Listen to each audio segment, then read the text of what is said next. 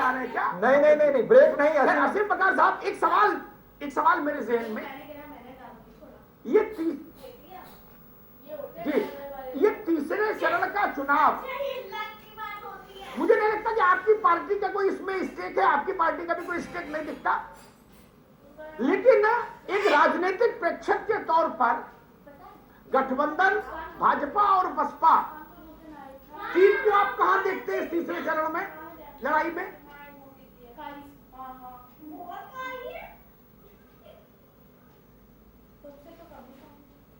देखिए, सीधी सी बात, हम खुद, हमारी पार्टी AIMIM चुनाव लड़ रही है, हमारे कैंडिडेट चुनाव में है, कम कैंडिडेट है लेकिन हम चुनाव लड़ा रहे हैं।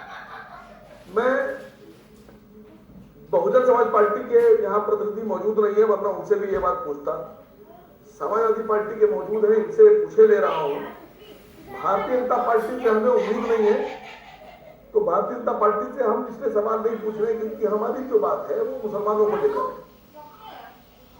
पूरा उत्तर प्रदेश ये जानता है कि मुसलमानों के वोट के बिना न बहुजन समाज पार्टी सरकार बना सकती है और न समाजवादी पार्टी सरकार बना सकती है और न ही कांग्रेस पार्टी समाज सरकार बना सकती है।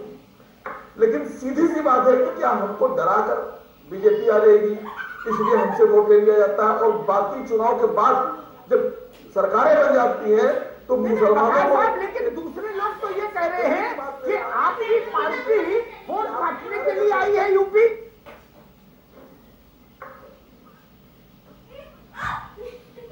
बिल्कुल, आप अब इसका बहुत अच्छा जवाब आपको देता हूं, बहुत सही। एक साहब ने मुझसे कहा कि आपकी पार्टी तो चली जाएगी, कहीं नहीं रुकेगी, तो मैंने उससे पूछा कि ये बता दो कि बहुजन समाज पार्टी कब बनी? तो बड़ी तेज तर्रारी से जवाब दिया कि साहब 80 के दशक में। तो मैंने जनसंघ से बीजेपी कब बनी? उसने कहा ये भी 80 के दशक में। मैंने कहा समाजवादी कब बनी? कहने लगा 91 में। तो मैंने कांग्रेस आई कब बनी? कहने लगा 70 के दशक में। और मैंने कहा AIMIM कब बनी? 1926 में। सबसे पुरानी पार्टी अगर उत्तर प्रदेश की सरजमीन पर कोई है तो MIM है, मजलिस-ए-इत्तेहादुल मुस्लिमीन है, जो आज तक न टूटी है, न झुकी है, न रुकी है, न डरी है। हम मुसलमानों की बात करते हैं, हम मुसलमानों के मुद्दे उठाते हैं, हम मुसलमानों के हुकूक की बात करते हैं, हम अपना हक लेके रहेंगे, हम अपने हक की बात कर रहे हैं। हम लेकिन भाई जो समाजवादी पार्टी और बहुजन समाज पार्टी दोनों ये कह रही है कि आपकी पार्टी वोट कटुआ है।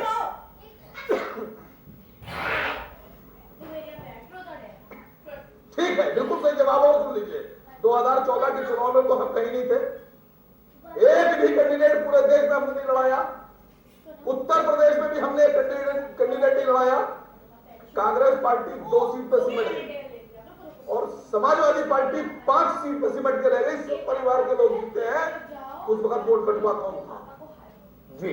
क्यों सरकार ने यहाँ पर उपाय बनाने थे भारतीय जनता पार्टी की? किसके ऊपर सर पे इल्जाम रखेंगे आप?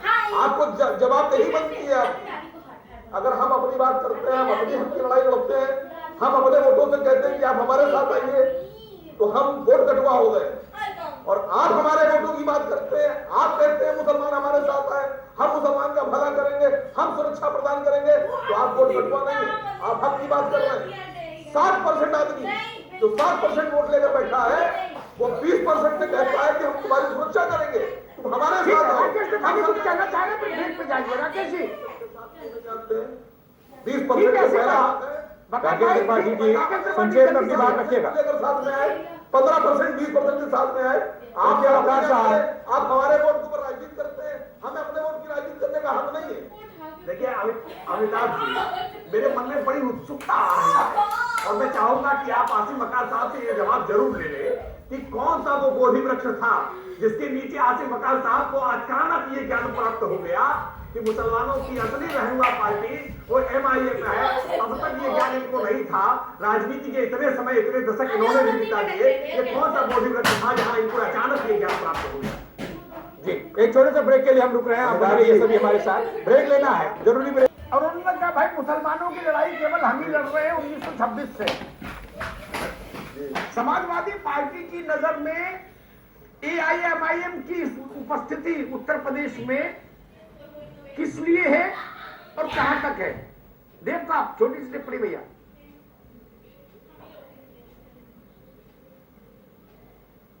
दो बातें से कहूंगा। पहली बात ये कहूंगा इनसे कि इनके जो राष्ट्रीय अध्यक्ष थे, जब गुजरात में 2002 में 1200 मुसलमानों की हत्या हुई थी तो क्या कर रहे थे? क्यों नहीं जाकर खड़ा हुए? 298 मस्जिदों को तोड़ दिया गया था, रातों रात भगवा झंडा फहरा दिया गया था। इनके अध्यक्ष क्या कर रहे थे? वली गुजराती साहब का जो दरगाह था उसको तोड़ करके पक्की सड़क बना दी गई थी 2002 में। तो इनके नेता क्या कर रहे थे? इसलिए इनका कोई औचित्य नहीं है। रह गए उत्तर प्रदेश में, ये बीजेपी के सहयोगी हैं, बीजेपी के साथ आए हुए हैं। और मैं अपने दोस्त राकेश जी से मैं कहना चाहूंगा, इनके प्रधानमंत्री जी बार बार कहते हैं 14 दिन। ठीक है, अशोक भाई छोटी सी। ओंकार भाई, एआईएमआईएम की उत्तर प्रदेश में प्रेजेंस किस रूप में देखते हैं?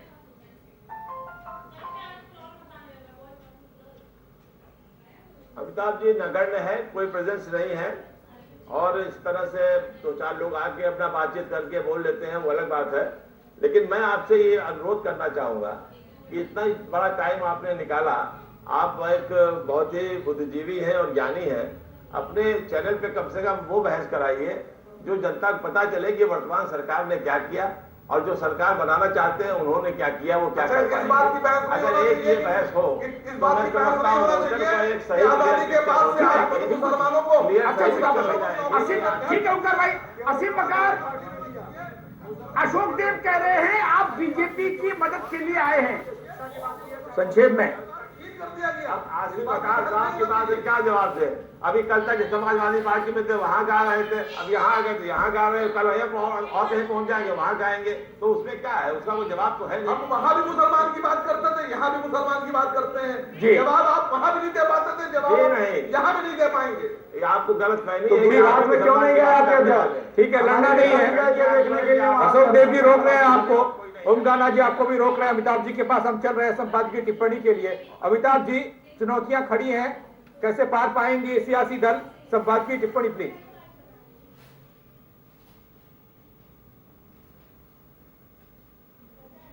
देखिए, एक बात मैं कहूं, कोई नेता किस पार्टी में जाता है और कौन किस पार्टी से गठबंधन करता है, इस पर बहुत टिप्पणियां करने के समय नहीं खराब करना चाहिए, क्योंकि पता नहीं कब कौन कहां चला जाए। बिल्कुल। समाजवादी मुलायम सिंह जी ने कल्याण सिंह जी और उनके बीच में तीखा युद्ध चला। फिर एक छोटा सा कालखंड आया जब कल्याण सिंह जी ने लाल टोपी पहनी और मुलायम सिंह जी ने कहा मेरे बड़े भाई हैं कल्याण सिंह जी, आगरा में मंच पर, और उसके बाद फिर वो रिश्ता टूटा तो फिर खिलाफत शुरू। ये चलता है, ऐसे तमाम उदाहरण है हर पार्टी में, ये बहस का विषय नहीं। ठीक, ऐसे बहुत सारे उदाहरण है। नरेंद्र सिंह ने पार्टी छोड़ी थी, ओंकार जी को याद होगा, अर्जुन सिंह ने पार्टी अलग बनाई थी, नटवर सिंह, शीला दीक्षित सब लोग गए थे, फिर वापस आ गए। तो कौन कहां गया, चलता रहेगा। मैं मूल प्रश्न जिस बहस का विषय था आज, तीसरा चरण।